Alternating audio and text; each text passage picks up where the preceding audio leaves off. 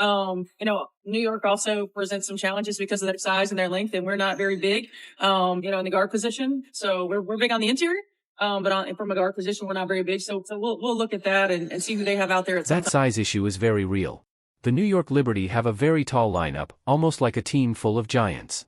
They have players like Han Soo at 6 feet 11 inches, Jonquil Jones at 6 feet 6 inches, and Breanna Stewart at 6 feet 4 inches.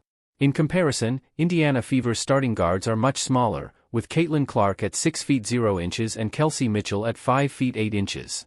So when coach Stephanie White says her team isn't very big at the guard position, she's putting it politely. The height difference in tomorrow's preseason game is a real concern. But that's also what makes this game so interesting. It's not just about trying different lineups or getting players ready. The Liberty show exactly the kind of challenges the Fever will face this season, teams with size, experience, and championship-level talent. And still, Indiana comes into this with confidence. I don't understand how people are crashing out at this point. Like, it's not as if that the people in these boardroom meetings who are making these decisions even own Indiana Fever jerseys, if any of them do. What they do know is they have a paper of stats in front of them, of statistics showing who watches the most games, and they base it on that. I have actually seen WNBA reporters say that they refuse to watch any Fever games for whatever reason. I mean, I do not agree with this at all. I think we can guess why said WNBA reporter. Let's talk about this clearly. The anger over Indiana's TV schedule is confusing. TV networks don't choose games based on fairness or which team deserves it more. They make decisions based on viewership numbers. That's all that matters. The Indiana Fever brought in huge ratings, even record-breaking numbers, so they got more games on TV. That's how the system works. When some WNBA reporters say they don't even want to watch Fever games, it raises questions about what's really going on. The truth is simple: one player changed everything. Caitlin Clark brought millions of new viewers to the league, and not everyone has fully accepted that yet. What types of obstacles do the Indiana Fever have? I think they have an obstacle when it comes to size, as does Stephanie White, as she mentions it here. Together. New York also presents some challenges because of their size and their length, and we're not very big, in the guard position. So we're big on the interior, from a guard position, we're not very big. So we'll look at that and see who they have out there at sometimes and just that. Is that kind of a perfect starting opponent preseason wise, just to get to see how you stack up and what different things you can do against a bigger team? I don't know. Like game one of a preseason is just you throw a lot of different things together. So I don't know. I mean, certainly neither one of us are going to look like what we're going to look like once it comes. She doesn't play like a typical center.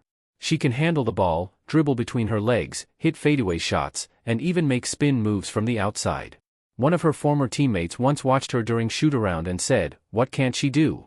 The Liberty still have her on a rookie contract because of how the league rules work for international players. They drafted her years ago, let her improve while playing overseas, and brought her back when the timing was right. That's smart team planning, and it's one reason New York reached the finals last season. Now compare that to Indiana's inside strength. Aaliyah Boston is 6 feet 5 inches and very strong. She's one of the few players who can go up against someone like Aya Wilson and hold her ground. But Boston is mostly on her own in terms of size. Monique Billings, at 6 feet 4 inches, brings energy, but after that, the Fever quickly become a smaller team. One of us are going to look like what we're going to look like once it comes to regular season. I like the fact that we have 3 preseason games just to get a sense of what a game flow is going to be like. With healthy bodies, get a sense of where we are from an endurance standpoint, and a substitution pattern standpoint. So it's just Stephanie White knows exactly how to use these preseason games. She's not focused on winning right now, she's focused on finding lineups that work well on both offense and defense. Last season showed a clear problem: the Fever could score, but they struggled to defend. That's why she talks about wanting rotations that are strong on both ends. That's the real challenge for this team. Caitlin Clark is unstoppable in transition, and Kelsey Mitchell is excellent at moving without the ball. But the big question is whether they can defend a team that has multiple tall players who can also shoot. That's what this game will start to reveal, and White will likely experiment a lot. The first half should look more organized, with her main starting lineup going up against New York starters. The second half will be more like a test lab. She'll give rookies playing time, see how Raven Johnson handles bigger opponents, and figure out if Temi Fagbenell can help by stretching the floor. These games don't affect the standings, so this is the perfect time to learn what the team is really capable of. The beat reporter over there, I forgot his last name, and Tony, they've all been boots on the ground for this training camp stuff, and they were talking about what a surprising breath of fresh air that Maisha Hines-Allens is, and how impressed they are watching her on the court. I did forget about the game that happened. let's have some fun. Who's been like, of the people you've talked to, media day yesterday and that, who's been kind of like your standout star? Like Caitlin, obviously a great talker, but has anybody else jumped out to you? Oh, You're talking to them in terms of personality and kind of the fun. I have an answer in mind, but I want to hear where you two go. yeah, but Maisha Hines-Allen's so cool. I was gonna say. And the thing that, I mean, this is maybe like me reading too little or too much into nothing, but the way she plays and the way she talks are completely different. Like, she is so nice and thoughtful and caring and connected. Not that she's not like caring about other players when she's playing, but she plays tough as, as anyone in the league. She's a hard hitter. She's no fun to play against. This is where the Fever beat reporters' discussion gets really interesting. Chloe Peterson, Hank, and Tony have been watching training camp, and they're all saying the same thing about Maisha Hines-Allen. She's been a huge surprise in a good way. Off the court, she's calm, thoughtful, and well-spoken. But on the court, she plays tough and aggressively, making her very hard to go up against. That contrast is important. The Fever needed more toughness and someone who isn't afraid of physical play. It's also notable that Caitlin Clark reportedly wanted Hines-Allen during free agency. That says a lot.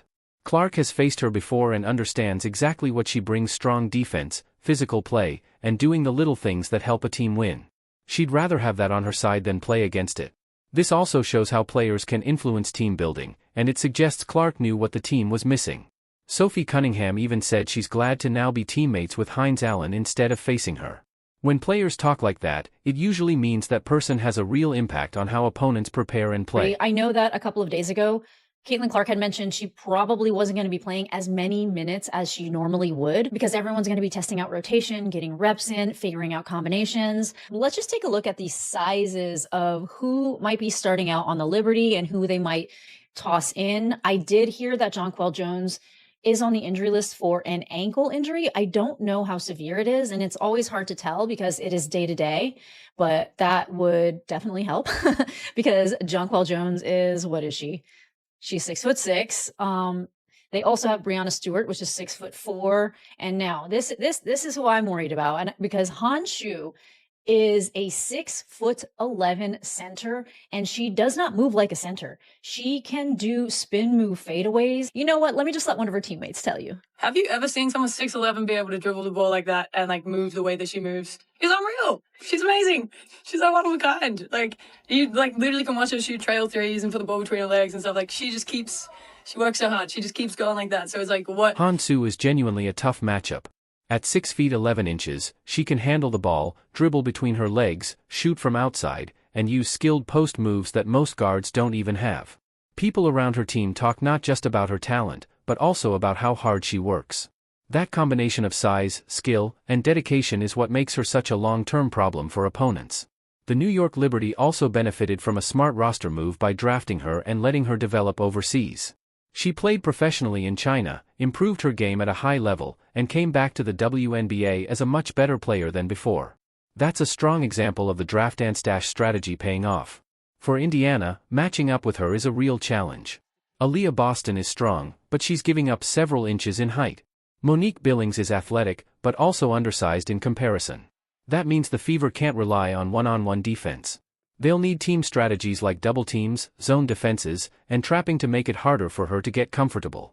On her own, there isn't really a direct matchup on Indiana's roster that can consistently handle her. To go into the game against Liberty. Do you want to see everybody, or how do you kind of handle that?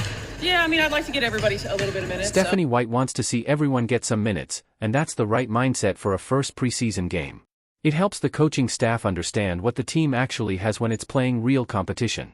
Scrimmages can only show so much, but live games reveal speed, pressure, and decision-making in a way practice can't. One of the questions is how developmental players like Justine Pissott fit into all of this.